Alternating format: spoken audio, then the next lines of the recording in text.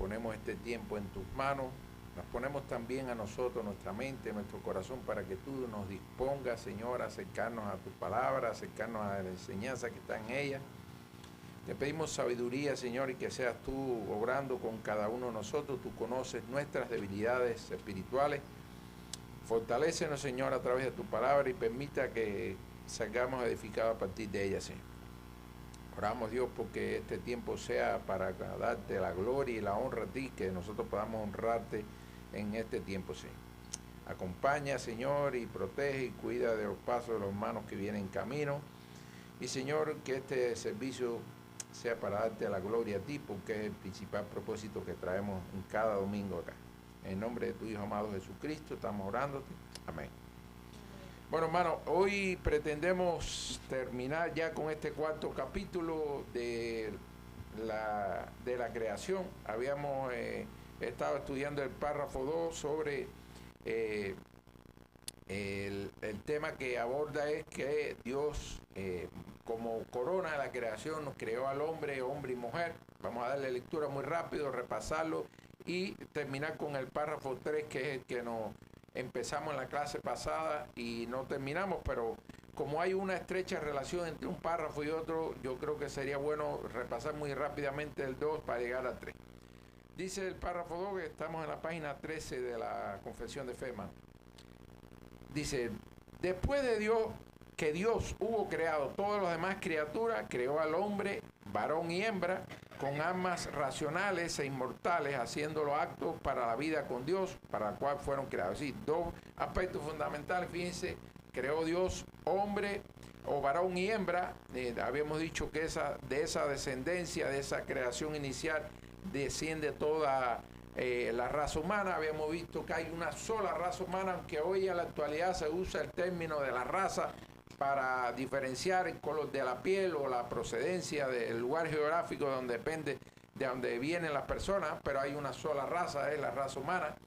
Que la diferencia que existe entre la creación que el Señor hizo con Adán y Eva a la nuestra, sí, Adán lo hizo del polvo de la tierra y sopló aliento de vida en su nariz, y a Eva la hizo de la costilla de Adán, y nosotros somos, a diferencia de Adán y Eva, procedemos de nuestros padres, es decir, de la unión de un hombre y una mujer, pero genéticamente nos parecemos muchísimo a nuestros ancestros, y que las diferencias que existen en los rasgos físicos, faciales, en el color de la piel o en las características del pelo, más bien son adaptaciones que el hombre ha tenido a partir del transcurso de los años y obedeciendo a las necesidades de los cambios que se han experimentado en el ambiente, el medio ambiente. Digamos, las pieles blancas generalmente se relacionan con países donde hay poco sol y donde la piel necesita absorber con mayor cuantía los rayos solares, y al revés, la piel de colores negros generalmente son los países africanos o de las Indias, donde el sol es mucho más intenso y donde el color de la piel ofrece más resistencia al paso. Es decir, son adaptaciones que ha tenido el ser humano a las condiciones ambientales, pero no en nada se diferencian, o las diferencias genéticas son poco apreciables. Digamos, un medicamento que le sirve a usted para el corazón, lo mismo le puede servir a un chino, a un indio, que a un americano. Es decir, las diferencias genéticas son insignificantes. Dice también en este segundo párrafo, haciendo los actos para la vida con Dios, para el cual fueron creados. Es decir, Dios creó a Adán y a Eva santos, sin culpa, los creó de la manera tal que fueran perfectos para estar en una comunión con Dios. Pero dice al final de este párrafo que también dice que los creó a imagen de Dios, en conocimiento, justicia, santidad de la verdad, teniendo la ley de Dios escrita en sus corazones, o es decir, la conciencia que tenemos todos, que a veces nos redarguye, nos dice esto está mal o esto está bien, aunque no siempre nosotros le hacemos caso a esa conciencia o esa ley moral que nos puso el Señor en nuestro corazón, pero bueno, el Señor la puso en Adán y Eva, así mismo la pone en cada uno de nosotros. Pero dice que también que le dio también el poder para cumplirla. Y ahí es donde está la raíz del por qué Adán y Eva, si fueron creados perfectos, fueron creados santos, sin culpa, cayeron en el pecado y nos heredaron a nosotros esa herencia caída. Bueno, es porque Dios le dio el poder para cumplirla y sencillo, no la cumplieron. Nos puso a prueba, le puso todo lo necesario para que viviera en comunión con Él, pero sencillamente fallaron y trajeron consigo consecuencias devastadoras. Sin embargo, con la posibilidad de transgredirla por haber sido dejados a la libertad de su propia voluntad, que eran mutables. Es decir, eso es lo que abordaba el segundo párrafo. Y habíamos empezado el tercero, que además de la ley escrita en sus corazones, es decir, Dios, además de esa conciencia innata con que nace el ser humano, recibieron un mandato de no comer del árbol del conocimiento del bien y del mal. Y mientras lo guardaron, fueron felices en su comunión con Dios y tuvieron dominio sobre las criaturas. Aquí vamos a estar viendo algunas cosas interesantísimas, porque fíjense que lo que nos está diciendo acá este tercer párrafo es que mientras guardaron obediencia, fueron felices en su comunión con Dios y tuvieron, fíjense, en términos pasados, dominio sobre las criaturas. Vamos a ver algunos detalles sobre ese término. Y una cosa interesantísima que encontré esta semana para agregarle, porque habíamos visto que dice Dios nos creó a imagen y semejanza de Él, ¿no? Y vamos a ver algunas cosas de lo que ya habíamos visto, agregarle otras cosas que vimos. Ahí déjenme ver dónde. Bueno, creo que esta fue la última pregunta, si en nuestra condición caída continuamos conservando la semejanza a Dios con que fuimos creados. Sí y no, es decir, seguimos conservando esa imagen, pero es una imagen distorsionada por el pecado, porque dice la propia palabra en Santiago 3:9 que con la que ella bendecimos a Dios y Padre, con ella maldecimos a los hombres, refiriéndose a la lengua, que están hechos a semejanza de Dios. No dice que estuvimos hechos, es decir, la palabra no dice, todavía conservamos esa imagen, sí, pero está distorsionada a partir del mundo caído en que vivimos. ¿Es recuperable esa condición? Bueno, sí, cuando no somos regenerados, cuando somos, como dice en la palabra, cuando creemos y nos arrepentimos, podemos recuperar esa imagen de Dios. Por supuesto, siempre va a estar esa imagen en desventaja si la comparamos con la imagen de nuestro Señor Jesucristo, pero aún así nos acercamos a esa imagen que nos dejó nuestro Señor cuando nos convertimos a Él.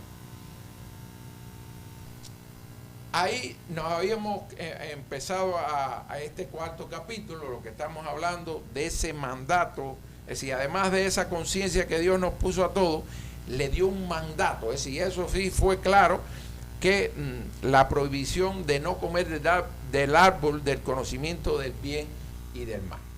En resumen, este párrafo describe el estado original del hombre, dotado de todo lo necesario para vivir en perfecta armonía con Dios. Es decir, Dios, cuando creó a Adán y a Eva, le puso todo lo necesario, el marco ideal para que pudieran vivir en comunión con Él. Es decir, le puso en su corazón una conciencia que lo debía haber guiado a que ellos se portaran bien, y además le dijo textualmente, literalmente, una prohibición de no comer del árbol del conocimiento y demás. Es decir, en otras palabras, Dios le dio todo lo necesario a Adán y Eva, pero los puso a prueba. Dice, tenían el poder para cumplirla, pero como agentes libres fueron dejados a su propia voluntad, teniendo la posibilidad de transgredirla. Y aprovecharon esa oportunidad y nos heredaron a nosotros esta herencia de la muerte, de la enfermedad y de la pérdida de esa comunión, de ese estado que tuvieron ellos, o la oportunidad de vivir en comunión con el Señor. Dice, las consecuencias devastadoras de la desobediencia provocaron una ruptura de esa armonía y la pérdida de la comunión con Dios. Ahora, esta ley escrita en sus corazones, o esa conciencia moral innata que Dios implantó en el corazón de Adán y Eva, debía haber sido suficiente para que ellos se portaran bien, pero no la aprovecharon. Dice que aunque no es un código legal, igual que nosotros no tenemos un código que diga capítulo 1, en su primer apartado dice que no debemos robar, que no debemos maltratar. Es decir, hay algo que innato que tiene el ser humano, que es lo que acá la confesión de fe llama a esa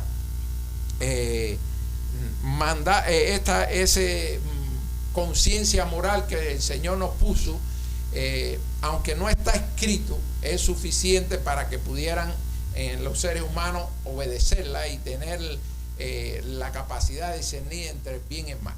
La ley interna les permitía a ellos y a nosotros vivir en armonía con el Creador y con el orden creado, pero sencillamente no somos lo suficientemente obedientes para cumplirla, al igual que Adán y Eva. No nos creamos, quizás nosotros somos peores que él, porque nosotros tenemos muchísimas más cosas ya escritas. Tenemos la enseñanza que recibimos de los pastores, de los líderes, de todas las plataformas que hay, con posibilidad de usted acceder al conocimiento de la ley de Dios y de cumplirla, y no lo hacemos. Entonces no hay mucha diferencia entre nosotros y Adán y Eva en cuanto a la obediencia. Ahora, ese mandato externo específico de no comer del árbol del conocimiento del bien y el mal tenía varios simbolismos. Primero, era algo, es decir, una ley que el Señor puso textualmente en el conocimiento de Adán y Eva. Es decir, era un mandato externo, aparte de la conciencia moral que él había puesto, pero no se trataba simplemente de una prohibición arbitraria. Es decir, no es que, oiga, no coma eso, es decir, había detrás de eso una consecuencia, sino de una prueba que revelaría la disposición del hombre a someterse a la voluntad de Dios. Es decir, ese es el primer simbolismo.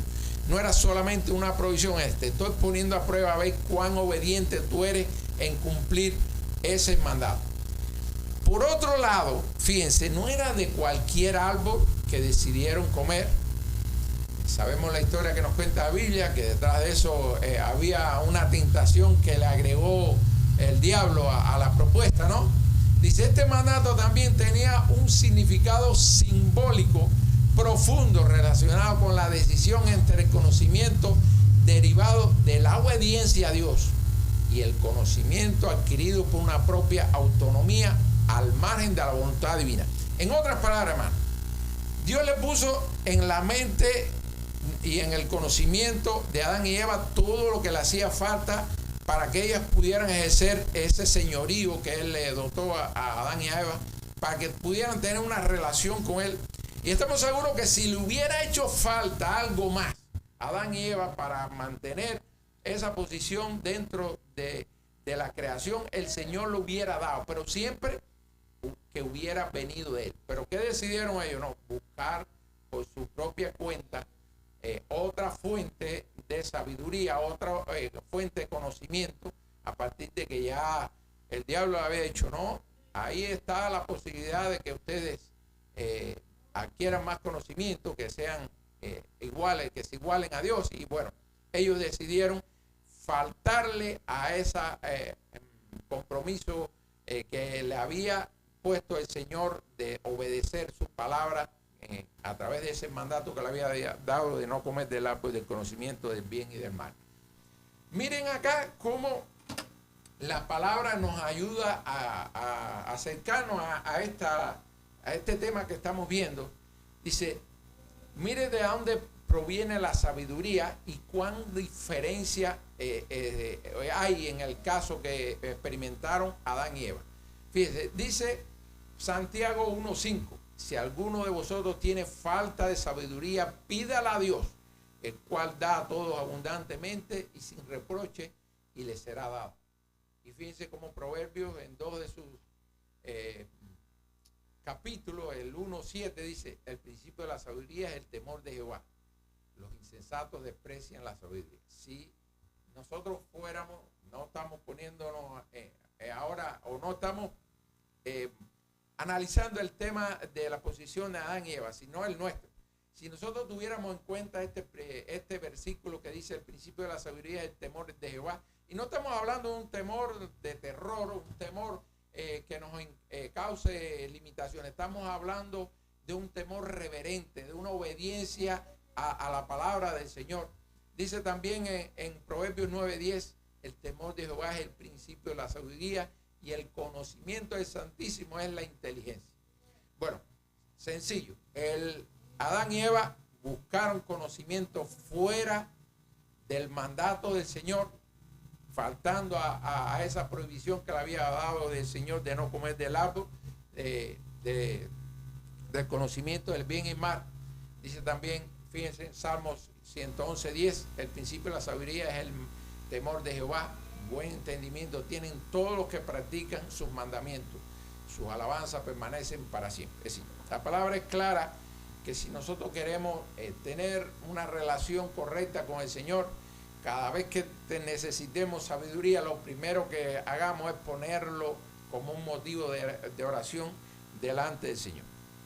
No siempre lo hacemos, pero la palabra nos enseña que debía ser siempre lo primero que debíamos hacer cuando tenemos que tomar una decisión, cuando tenemos que hacer algo y no sabemos si estamos obrando de manera correcta o si es para bien lo que estamos tratando de emprender. Pero lo que debíamos hacer todo es apoyarnos en la palabra y ponerlo todo en manos de Dios. Ahora, miren cómo termina párrafo 3, que dice que mientras guardaron esa obediencia, mientras guardaron ese mandamiento del Señor, fueron felices en su comunión con Dios y tuvieron, fíjense, reitero la palabra que está en pasado, tuvieron dominio sobre las criaturas. Aunque las escrituras no son lo suficientemente explícitas en este tema de decirnos hasta dónde perdió la felicidad o la comunión con los animales, porque fíjense que tuvieron dominio sobre las criaturas. Nos está diciendo que a partir de que el hombre pecó y perdió esa comunión con Dios, también se perdió el dominio sobre las criaturas. Es un poco limitada la información que nos da la Biblia para saber hasta dónde nos está diciendo este versículo que esa comunión se perdió. Pero de hecho, hermanos, le confieso que vi una parte, creo que a todos nos pasa que cada rato leemos la Biblia y vemos algo que en otros momentos le habíamos pasado por encima. Pero el primer mandato que Dios nos dio y lo que nos puso para que comiera, no fue carne. Lo vamos a ver en la Biblia. Dice, la frase mientras guardaron el mandato fueron felices en su comunión con Dios, subraya la estrecha conexión entre la obediencia y la comunión con Dios. En otras palabras, hermanos, si usted quiere estar en comunión con Dios, trate de ser obediente. La obediencia al mandato divino era la condición para mantener la relación de armonía, gozo con el Creador. Y acá la confesión nos está diciendo, y tuvieron dominio sobre la criatura. Así que además de esa comunión con el Señor, ese dominio, ese señorío que el Señor había puesto al hombre. Dice, esta felicidad no era simplemente un estado emocional, sino una plenitud integral que abarcaba todas las dimensiones de su ser, sin que le faltara un pedacito. Miren como acá en Génesis 1:28-30 dice, Dios bendijo a Adán y Eva y les dijo, fructificar, multiplicar, llenar la tierra y sojuzgarla y enseñorear en los peces de mar, en las aves de los cielos y en todas las bestias que se mueven sobre la tierra. Y les dijo Dios, he aquí que os he dado toda planta que da semilla que está sobre la tierra y todo árbol que hay fruto y que hay fruto la tierra y a todas aves de los cielos, a todo lo que se arrastra sobre la tierra en que hay vida, toda planta verde le será para comer. No dice y los animales para comer. Nosotros podemos deducir que fue parte, porque hay otras partes de la Biblia que dice que matad y comer, pero en ese momento inicial de la creación, lo que está dando Dios a comer son las plantas, no lo está diciendo con los animales. Textualmente lo que dice eso, nosotros podemos deducir que como parte de la creación y del señorío, ese dominio o esa capacidad de ejercer influencia sobre toda la creación, porque así lo decidió Dios, nos puede dar la idea que, oye, si es mío, yo hago con él lo que quiera, ¿no? Pero sencillamente, si literalmente lo que nos está diciendo la palabra es que las plantas y la semilla fue lo que Dios nos dijo inicialmente, esto es para que coman. Y eso formaba parte de esa armonía inicial que había entre Dios y su creación. Este pasaje sugiere un orden natural donde el hombre tenía autoridad sobre los animales y donde la alimentación tanto del hombre como de los animales era basada en plantas. No se menciona la existencia de la depredación o la violencia. Es decir, esa armonía inicial que había en el Edén entre Dios y su creación, y especialmente entre Adán y Eva y Dios. Dice, la recompensa a la obediencia era el dominio sobre las criaturas. Si algo que nos está dejando entrever acá en la última parte del tercer párrafo, que dice, fueron felices en su comunión con Dios mientras tuvieron o mientras guardaron ese mandato. Dice, la consecuencia adicional de la obediencia era el dominio sobre las criaturas.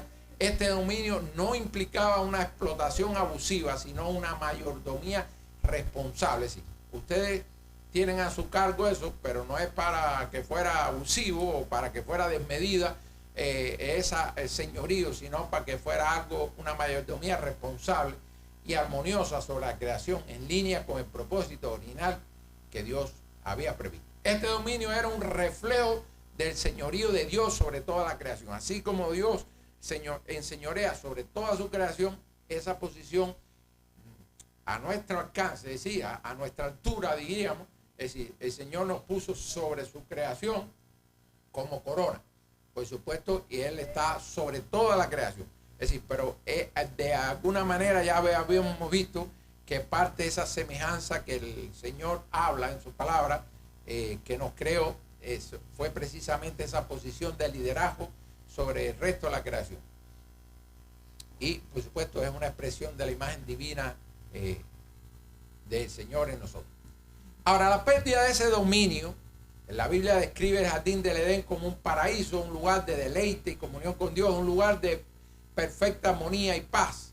La idea de un paraíso donde el hombre vive en comunión con Dios y con la creación sugiere una ausencia de conflictos y peligros, incluso con los animales que hoy consideramos. Mire, repito, cuando usted lee Génesis en esos primeros capítulos donde nos narra la creación, realmente usted no puede decir, oye, el hombre vivía con el león, con el tigre y con todos esos animales depredadores. No hay una información que usted pueda ser categórico y decir, eso pasaba así, pero nos da la idea de esa comunión que el Señor dio la posibilidad que disfrutaran Adán y Eva en esos primeros momentos de la creación. Nos da una idea, y como nos dice la palabra, que comiéramos semillas y plantas, quizás en esa primera etapa no hacía falta comer carne porque teníamos todo ahí al alcance, o ellos tenían al alcance todo lo necesario, aunque, repito, no es una información que está de manera literal ahí en las escrituras.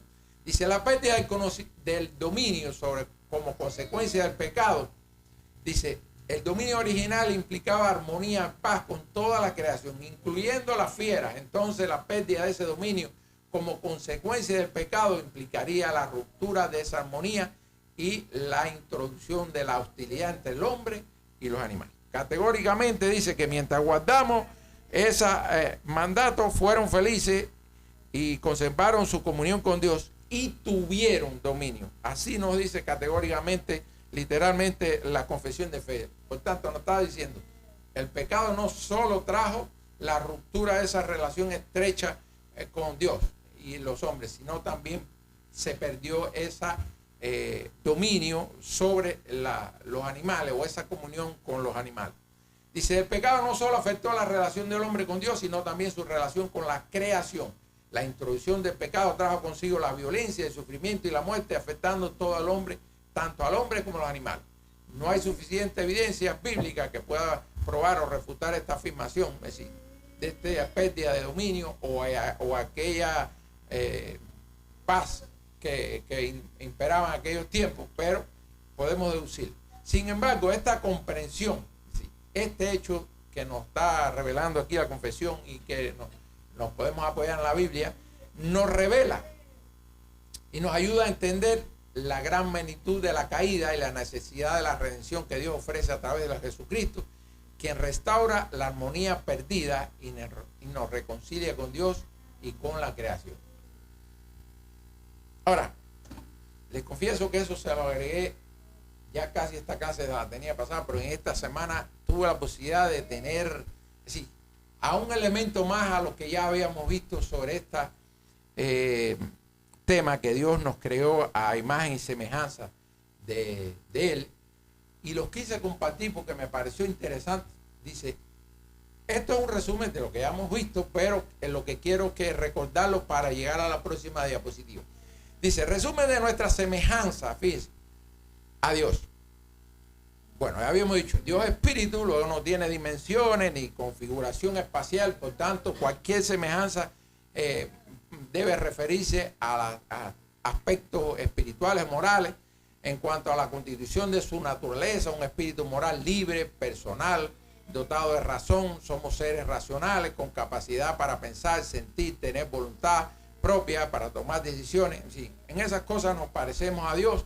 También somos semejantes a Dios en cuanto a la perfección e integridad de su naturaleza. A nosotros no nos falta nada para que podamos funcionar tal y como Dios previó que nosotros fuéramos. No nos falta nada. Es decir, todos integralmente somos perfectos desde el punto de vista humano. Fíjense, no estoy diciendo desde el punto de vista moral ni espiritual. Ahí no tenemos nada de perfección, pero en cuanto al diseño original, el Señor nos puso en el hombre todo lo que le hacía falta. No le faltó nada. No es que se dio cuenta que le faltaba algo, una mano o un oído o la lengua. No, el Señor perfecto desde el inicio de su creación. El hombre fue creado en justicia, santidad, sin pecado, sin culpa, sin condenación. Así creó Adán y a Eva. Luego de la caída, esa santidad se perdió y por supuesto ya empezó a haber una culpa y una condenación sobre ellos, pero inicialmente Dios los creó santos, perfectos. También Dios nos creó semejante a Él respecto a la autoridad o señorío o rango conferido a Él como cabeza de creación. Todas esas cosas son semejantes a Dios. Pero miren, aquí les agrego lo que encontré esta semana preparándome. Dice, fíjense que lo pongo ahí porque toda la respuesta a esta pregunta está en la Biblia, no está en otro lado. Fíjense, parto de este primer versículo que encontramos en Génesis 1:26. Dice, entonces dijo Dios, hagamos al hombre a nuestra imagen conforme a nuestra semejanza y señoré. Le corté el resto porque lo que quiero concentrarme en la primera parte. Porque dice, ya hemos visto nuestra semejanza a Dios. ¿Se ha preguntado alguna vez dónde está nuestro parecido a Dios respecto a esa imagen? Si acabamos de decir que Dios es espíritu, no tiene dimensiones ni formas espaciales. Pero vamos a ver cómo la propia palabra se encarga de darnos respuesta a eso. Primero, fíjense que lo puse en mayúscula para esta. Dice, entonces dijo Dios, hagamos. Dios no dijo, voy a hacer. Cuando está empleando hagamos, es que Dios no estaba solo. Había alguien más, sabemos quién, pero bueno, fíjense, ahí dice, hagamos al hombre a nuestra imagen. Dios no dice, voy a hacer al hombre a mi imagen. Dice, hagamos al hombre a nuestra imagen. Fíjense, dos términos que están incluyendo un término en plural. Por tanto, nos está dando la idea que había algo más que se nos pudiera haber pasado por alto cuando dice, bueno, ¿cómo nos vamos a parecer a Dios si Dios no tiene imagen? Es decir, la semejanza, ok, todas las cosas estas que tienen que ver con la parte espiritual o las leyes morales en que el Señor nos puso a nuestra disposición y que nos parecemos a Él. Pero en la imagen, bueno, aquí podemos empezar a ver la primera respuesta. Fíjense cómo la propia palabra también en otro de sus versículos nos ayuda a comprender. Dice, en el principio era el verbo, y el verbo era con Dios, y el verbo era Dios. Este era el principio con Dios. Si eso está en Juan capítulo 1, versículos 1 al 2. Es decir, el que estaba con Dios ahí, que sabemos que era Jesucristo, sí tenía forma. Entonces, cuando él dice, hagamos al hombre a nuestra imagen, estaba diciendo, voy a hacer al hombre a imagen de Cristo. Pero además, preguntémonos una cosa. Fíjense que Dios, antes de hacer al hombre, ya sabía que el hombre iba a fallar, sabía que hacía falta una solución a la caída del hombre.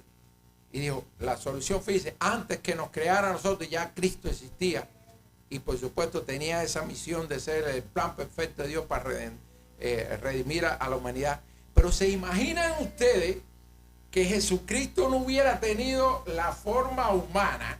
Es decir, si nosotros no fuéramos igual a Cristo, si Dios no hubiera enviado una bestia, digamos, a lo que Dios se le hubiera ocurrido, ¿ustedes creen que la comunión que hubo entre Dios, entre los hombres y Cristo, hubiera podido ser igual si no hubiera sido Cristo igual a nosotros? Pero Dios en su infinita sabiduría, antes de que tuviera el hueco, ya tenía el parche, como dice el dicho. Es decir, antes que fuera el hombre a caer, ya Dios tenía la solución de...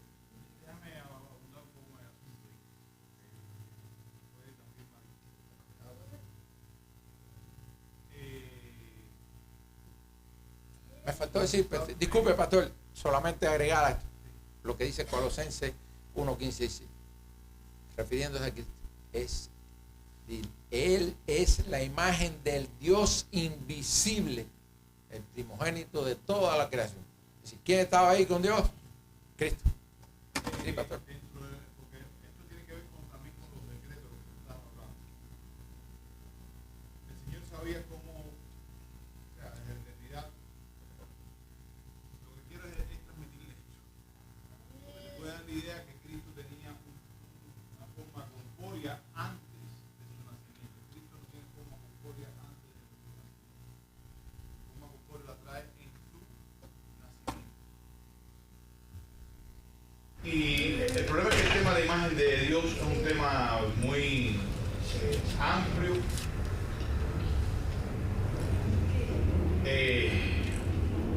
Y depende del contexto. Lo que se está hablando del contexto tiene que ver también con imagen, que todas son válidas. Tú tuviste una lista ahí como de 4 o 5. Todas son válidas, cada una de ellas. Estoy aclarando, hermano, porque creo que es un tema bien importante, y principalmente en Génesis capítulo 1, ¿no? Cuando está hablando de Génesis capítulo 1, uno tiene que pensar, primero que nada, entender a Moisés, quién es el escritor. Moisés viene de un contexto donde para ¿dónde es que se cría Moisés? Los egipcios. Para los egipcios, el concepto de imagen era un concepto de representatividad. Los dioses representaban, las imágenes que ellos tenían eran representativas, en este caso, de los dioses. Y traspolando ese concepto, que es el que está formado culturalmente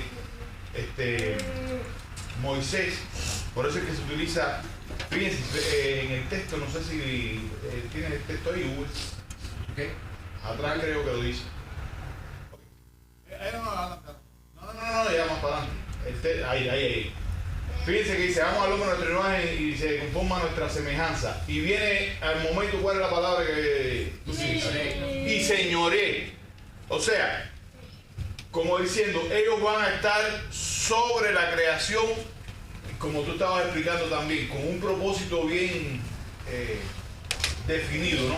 Ahora, cuando vas a Colosenses te das cuenta que el tema de la imagen ya se está hablando desde otra perspectiva. Entonces depende del texto, uno tiene que mirarlo, ¿no? Ahora, como doctrina, tenemos que verlo todo junto, que es como tú estás expresando. No sé si me hice explicar en todo lo que les he hablado. Depende del texto, el contexto te va a decir qué es imagen y semejanza.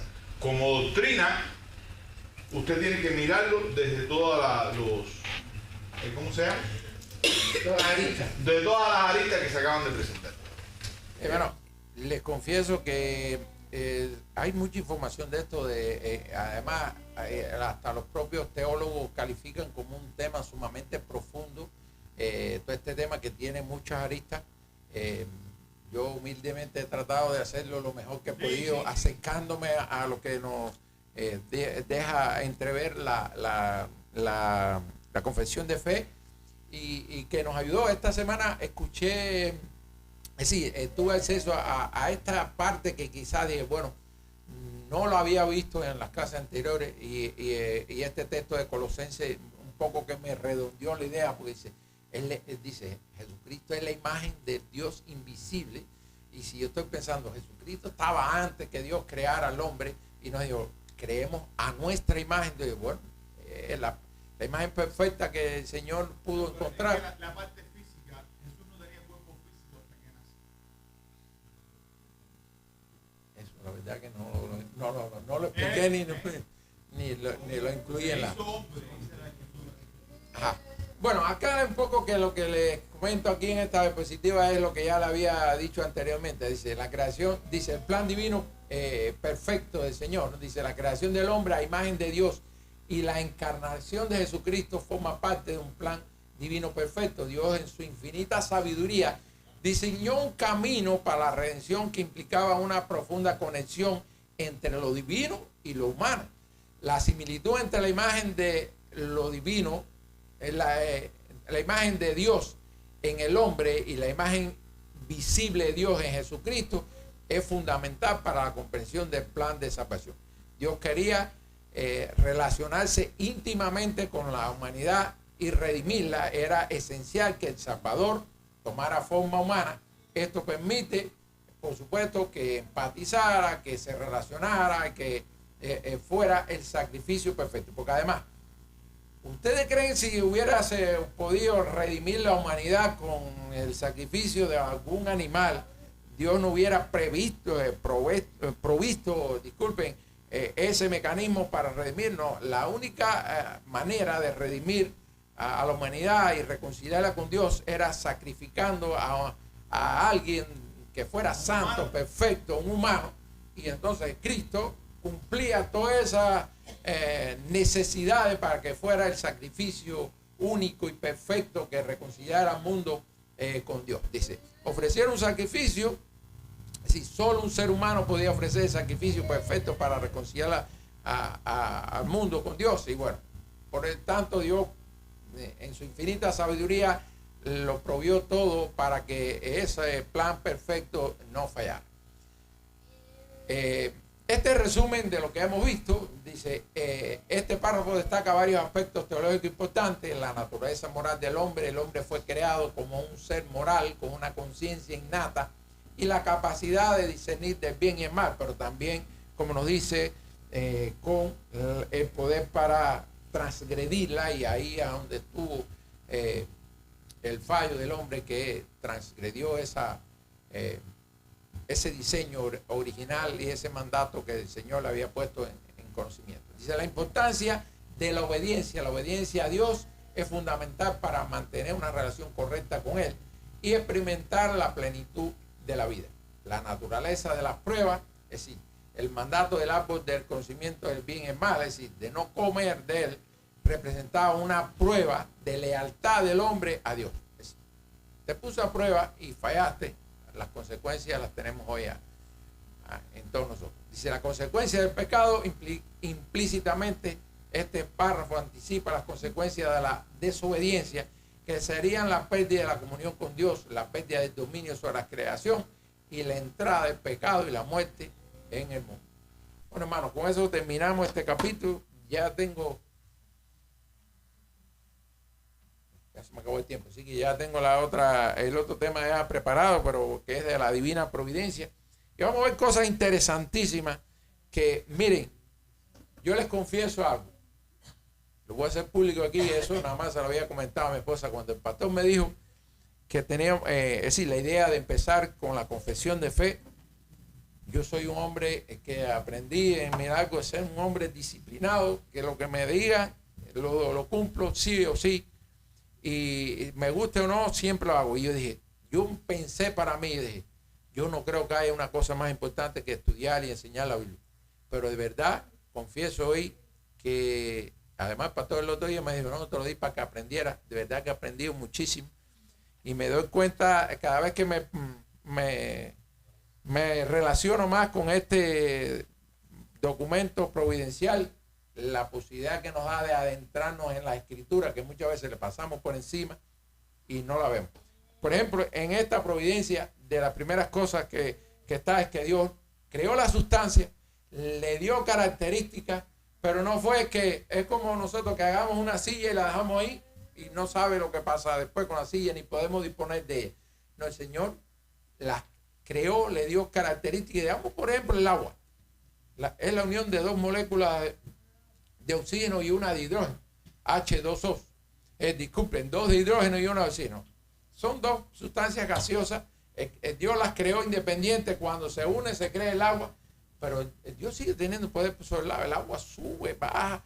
Cuántas cosas Dios nos sigue disponiendo de su creación. Bueno, esas cosas las vamos a estar viendo en este quinto capítulo de la Divina Providencia, que nos acerca a esa parte de la escritura que nos dan la claridad de ese dominio absoluto que el Señor tuvo y tiene sobre su creación, independientemente de la posición o las características que tenga esta sustancia. Bueno, hermanos, les pido, terminemos este tiempo con una oración. Señor, gracias por este tiempo. Te pedimos que tú bendiga a todos y cada uno de los que estamos acá, que nos ayude a entender tu palabra, a acercarnos mucho más a ella, Señor, y que siempre sea con un temor reverente y siempre pidiendo que seas tú quien nos ilumine nuestro corazón para que podamos ser hacedores de ella. Te pedimos que tú bendigas el resto de este servicio y que seas tú glorificado en todo lo que hacemos. En el nombre de tu Hijo amado Jesucristo estamos orando.